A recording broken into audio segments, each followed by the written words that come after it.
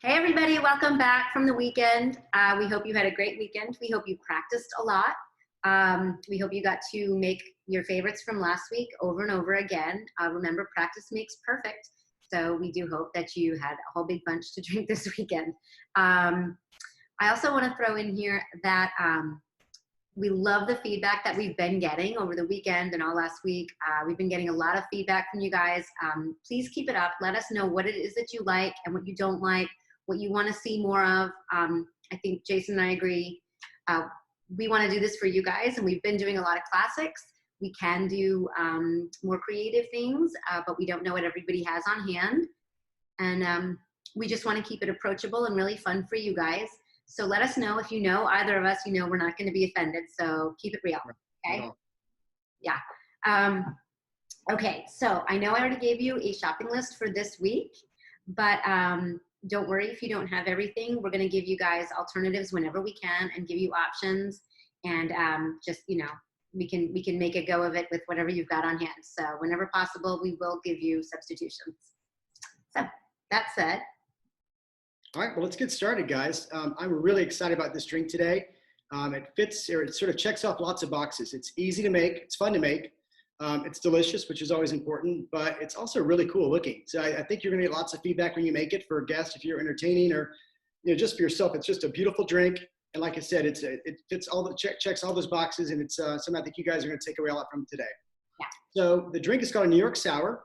And it's you're gonna hear us use the term riff a lot. It's a riff on a old whiskey sour. It actually dates back to I think the late 1880s. Bartender in Chicago started it. It was called the Continental Sour. Wasn't as popular there, but it became very popular in New York. So it's sort of organically morphed into the New York Sour. That's sort of how the story goes. But you take a whiskey sour, which in itself is pretty basic. It's it's bourbon or whiskey. It's bourbon whiskey, lemon juice, and simple syrup. Which in itself is nothing exciting, but there's two key ingredients. One is optional. Exciting, but I will say it's delicious. Yes. So if you can only do that part of it, it's still a delicious drink. Yes, and I'll tell you, if you already like a whiskey sour, you're gonna love this drink. What's nice about this drink, though, is I know a lot of people that don't like bourbon or just getting into bourbon. This is a great starter drink, especially if you like red wine, which is there's a little hint there. There's a secret ingredient coming up later. And then there's a fourth ingredient, which is optional, but it's sort of what Bryce and I call the bacon of the bar, and that's egg white. It makes everything taste better. So that's an optional ingredient that we highly recommend you use that we're going to play with today as well. So let's get started. We're going to start with 2 ounces of rye or bourbon. I think today we're both using rye, Ricey? Yeah, I'm going to go ahead and use a rye. I've chosen an Old Overholt to use today just to show you guys this super economical option. Jason's got Rittenhouse. That's better, quite honestly. It's a really, really good rye. But this guy's like $14.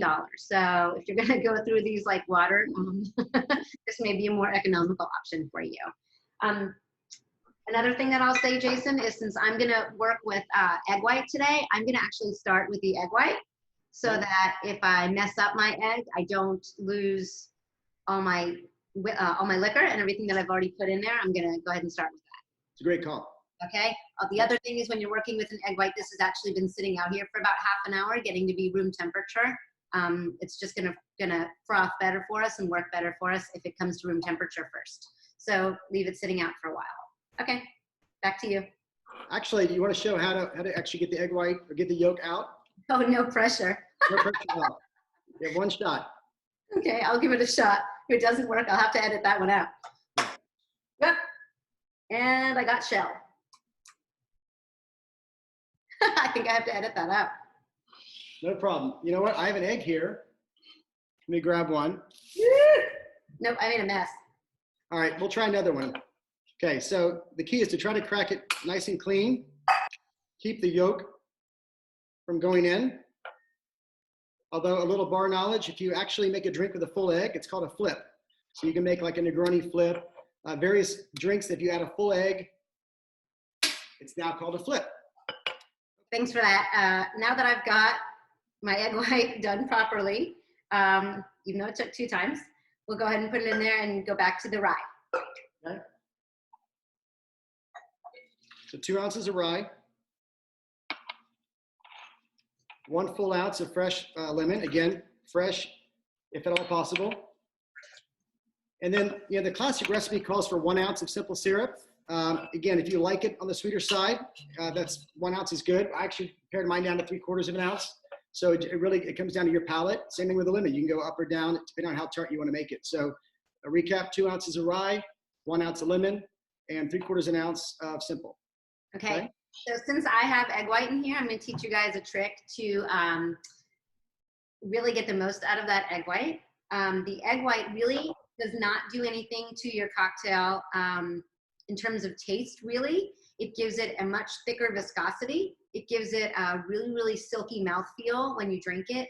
And the citrus and the alcohol that's in there when you shake it is going to kill all the bacteria, so you don't need to worry about it not being safe or anything. But we shake it a little bit differently when we put an egg white in there. The trick is to if you have 2 Hawthorne strainers laying around, just steal the spring off of it, off of one of them. Also, my friend Erin has been known to use a spring from a smoothie maker. So if whatever you can find that'll shake it up real good will work just fine. Okay, so we're gonna do what we call dry shake, which means I did not put any ice in there yet. Make sure this is on really, really, really well, that you don't have a nice mess. And then we're gonna shake for a super long time, at least 30 seconds. Right. I like to say shake until your arm hurts, and then shake some more. So.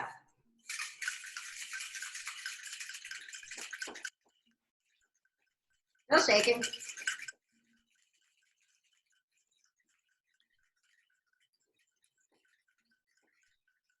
And 30. Now that I've got my upper arm workout for the day, I'm still not done. So now I'm going to go ahead and add my ice, as will Jason.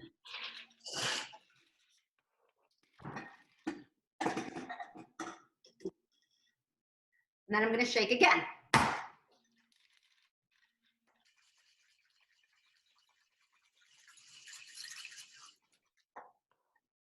Okay.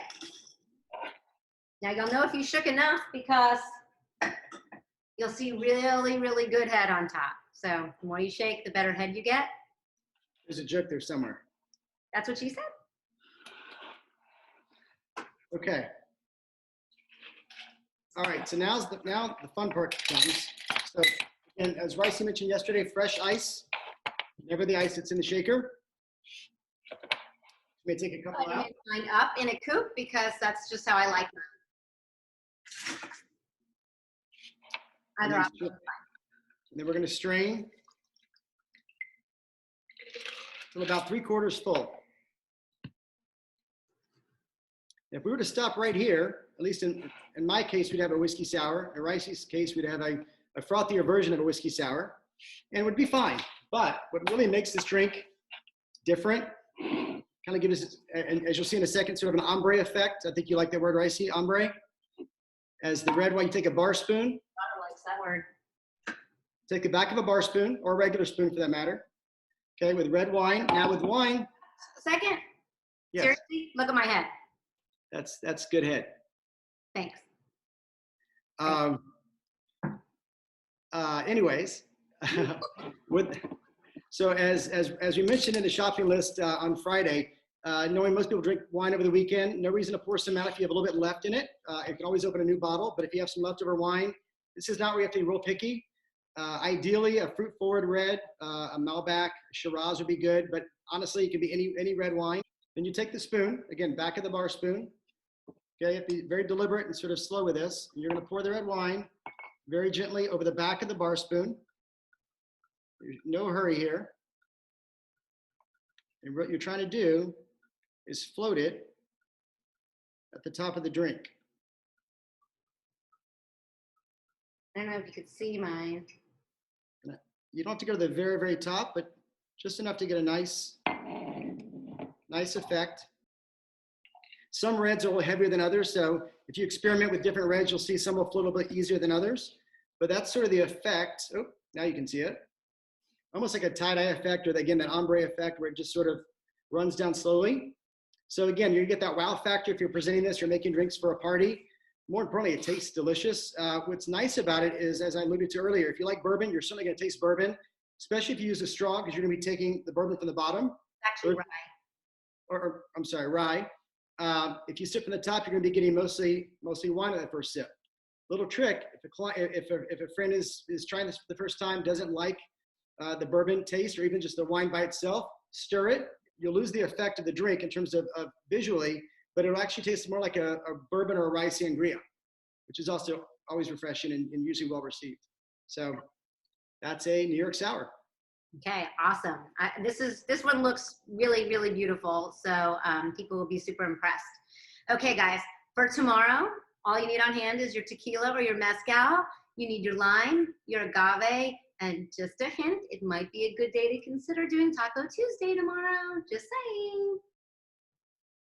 All righty. Enjoy, guys. Cheers, Rice. Cheers, Jason.